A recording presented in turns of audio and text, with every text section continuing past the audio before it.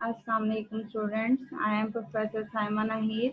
We are studying Statistics Part 2. We are following the book Basic Statistics, author M. Salim Akhtar and Ghulam Hussain Kiani. We are following the course Federal Board.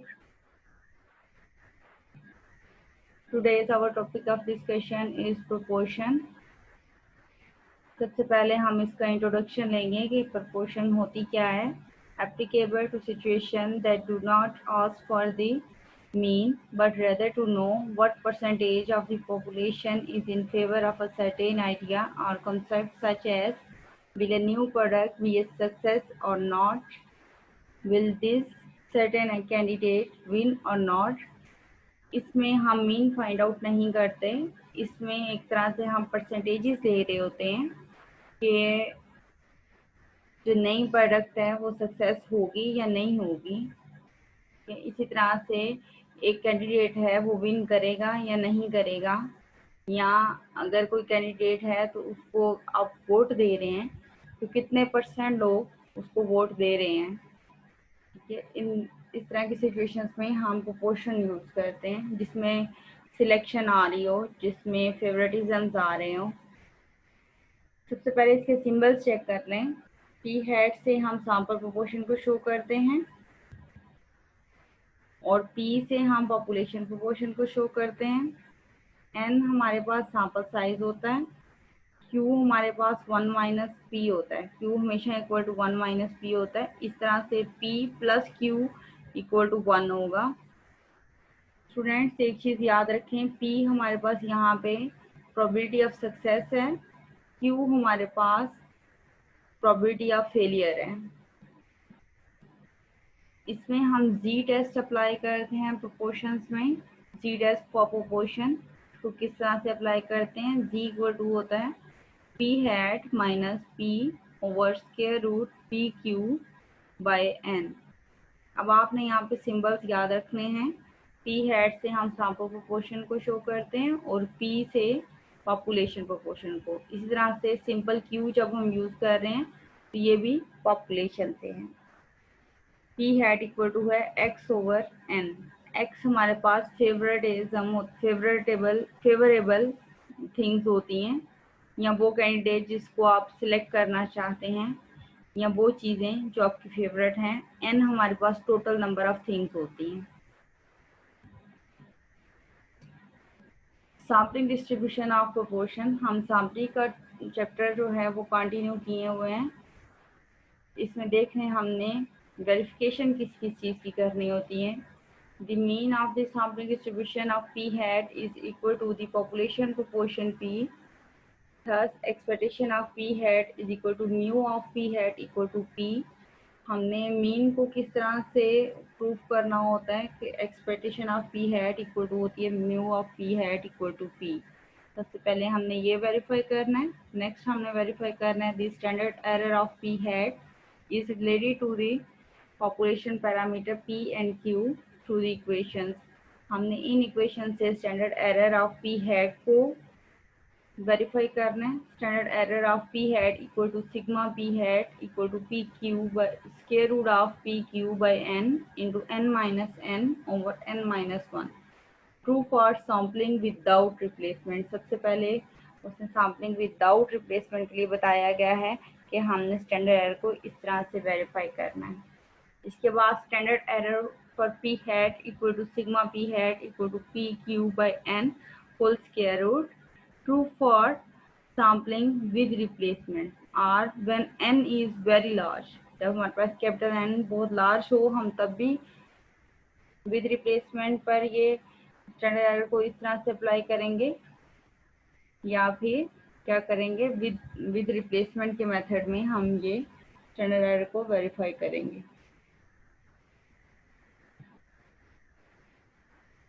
सबसे पहले हम पढ़ेंगे sampling distribution of proportion of without replacement. इसके लिए हम example ले रहे हैं 13.12 from our book basic statistics, author M Saleem Akhtar and Ghulam Hussain Kiani. A population consists of 5 numbers 2, 5, 6, 7, 9. Take all possible samples of size 3 from this population without replacement and compute the proportion of odd numbers.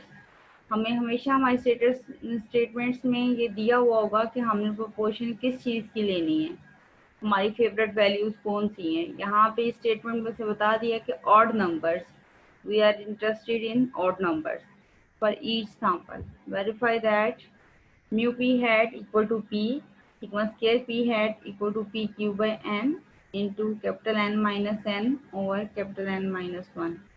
ये बता दिया गया है कि verification आपने इन दो की करनी है। सोल्यूशन देख लें। पॉपुलेशन वैल्यूज हमें दी गई हैं 2, 5, 6, 7 and 9। Population size n capital N is equal to 5 है। इन वैल्यूज को हम काउंट कर लेते हैं, ये कितनी वैल्यूज हैं, 5 हैं, तो कैपिटल N हमारे पास 5 है। Small n is equal to 3 दिया गया है। The number of possible samples which can be drawn without replacement. Without replacement के लिए कितने सैंपल्स ड्रॉ होते हैं, इसको हम पहले भी रीड कर चुके हैं, अगेन इसको देख लें। ये होते हैं कैपिटल N C N, यहाँ पे कॉम्बिनेशन दिए गए हैं, n कॉम्बिनेशन n, 5C3 या 5 कॉम्बिनेशन 3। इस कॉम्बिनेशन को लिखने का ये भी एक मेथड है। इसको आप कैलकुलेटर से भी चेक कर सकते हैं और फैक्टोरियल मेथड से भी कर सकते हैं, जो कि इक्वल टू 10 आएगा।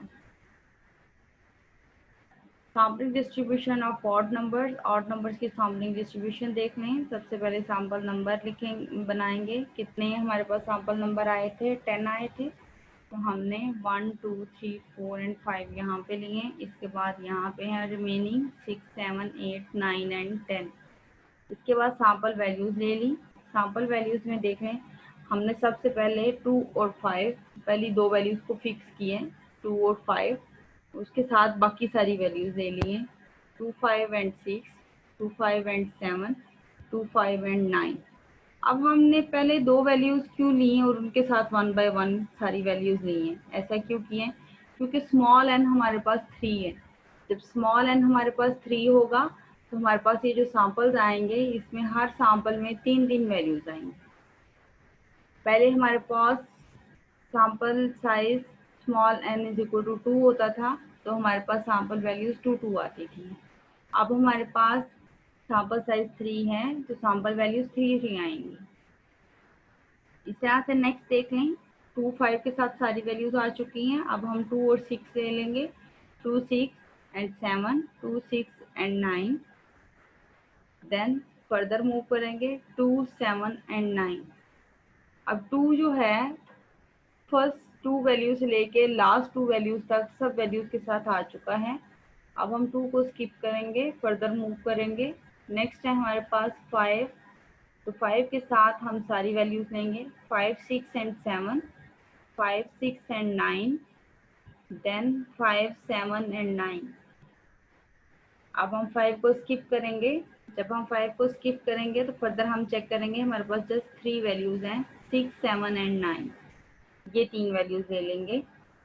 इस तरह हम अपने सारे सैंपल्स को कंप्लीट करेंगे। अब स्टूडेंट्स, पहले तो आप यहाँ से लेते थे x बार सैंपल मीन, और जब आपने वेरिएंस का टॉपिक किया था तो आप वेरिएंसेस देते थे। अब आपने यहाँ पे प्रोपोर्शन लेनी है। प्रोपोर्शन लेने का क्या मेथड है, उसने हमें स्टेटमेंट में बताया हुआ था कि हमने ऑड नंबर्स लेने हैं। तो हम अपने हर एक सैंपल में चेक कर लेते हैं ऑड नंबर्स कितने हैं। 2, 5 एंड 6, इसमें ऑड नंबर क्या है, एक ही ऑड नंबर है 5। टोटल कितनी वैल्यूज हैं, 3, तो ये आ जाएगा 1/3। नेक्स्ट प्रोपोर्शन कैसे काउंट करेंगे, अगेन इसको अंडरस्टैंड कर लें। हम ऑड नंबर्स काउंट करेंगे अपने सैंपल में। कितने ऑड नंबर्स हैं, 2 ऑड नंबर्स हैं। कौन कौन से, 5 एंड 7, 2 ऑड नंबर्स हैं। टोटल वैल्यूज कितनी हैं, 3, तो 2/3 हमारी सैंपल प्रोपोर्शन है। नेक्स्ट इसमें हम ऑड नंबर्स चेक करेंगे। कितने ऑड नंबर्स हैं, 2 ऑड नंबर्स हैं, 5 एंड 9। टोटल सैंपल साइज कितने, 3 हैं, तो 2/3। आपने टोटल वैल्यू में से जितने ऑड नंबर्स होंगे उतने ही नंबर लिखने हैं। यहाँ पे देख लें, एक ही ऑड नंबर है 7। टोटल सैंपल वैल्यूज कितनी हैं, 3, 1/3। अगेन इसको अंडरस्टैंड कर लें, कितने ऑड नंबर्स हैं इस सैंपल में, 1 ऑड नंबर है, कौन सा, 9। टोटल वैल्यूज कितनी हैं, 3 हैं, इसलिए सैंपल प्रोपोर्शन होगी 1/3। इसी तरह से हमने ये सारी वैल्यूज ली हैं सैंपल प्रोपोर्शन की। इसके बाद हमने sampling distribution of sample proportion P hat पे आ गए हैं। अब हमारे पास जितनी भी प्रोपोर्शन वैल्यूज आई हैं पी हैट की, उन सबको हमने 1 टाइम लिख लिए हैं, 1/3, 2/3, 3/3। सामने टैली लगा ली कि इन वैल्यूज को काउंट कर लिया है।